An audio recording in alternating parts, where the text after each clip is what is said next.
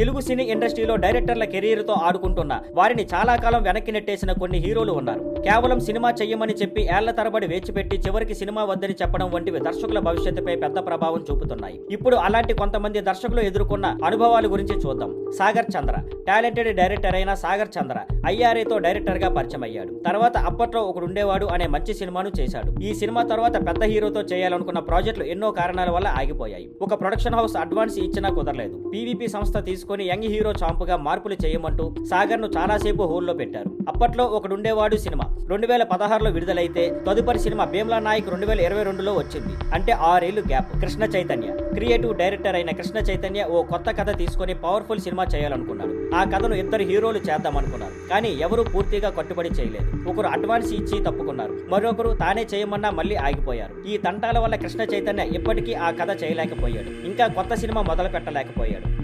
Krish Jagarlamudi talented director. Kangana Ranaut తో Manikarnika cinema చేస్తున్న సమయంలో ఈగో కారణంగా డైరెక్షన్ క్రెడిట్ కోల్పోయాడు. ఆ తర్వాత పవన్ కళ్యాణ్ తో హరిహర వీరమల్లు చేయడానికి ముందే పని మొదలు పెట్టాడు. కానీ షూటింగ్ వాయిదాలు, రాజకీయాలు మొదలైన కారణాలతో ఎన్ని ఏళ్లు వేసినా సినిమా పూర్తయ్యేలా కనిపించలేదు. ఇప్పుడు క్రిష్ ఆ ప్రాజెక్ట్ నుంచి తప్పుకున్నాడని టాక్. ఫైనల్ గా హీరోలు సినిమాలు చేస్తామంటూ డైరెక్టర్లను ఆటలాడిస్తే వాళ్లకు వచ్చే మానసిక ఒత్తిడి, కెరీర్ లో వచ్చే బ్రేకులు చాలా పెద్ద సమస్యగా మారుతున్నాయి. టైం సహకరించగా కొందరి అహంకారమే దర్శకులను నష్టపెట్టడం చింతించాల్సిన విషయం. ఇలాంటి సంఘటనలు ఇంకెవరూ ఎదుర్కోకూడదు అనే భావనతో హీరోలు, ప్రొడ్యూసర్లు డైరెక్టర్లను గౌరవిస్తూ నిర్ణయాలు తీసుకోవాలి.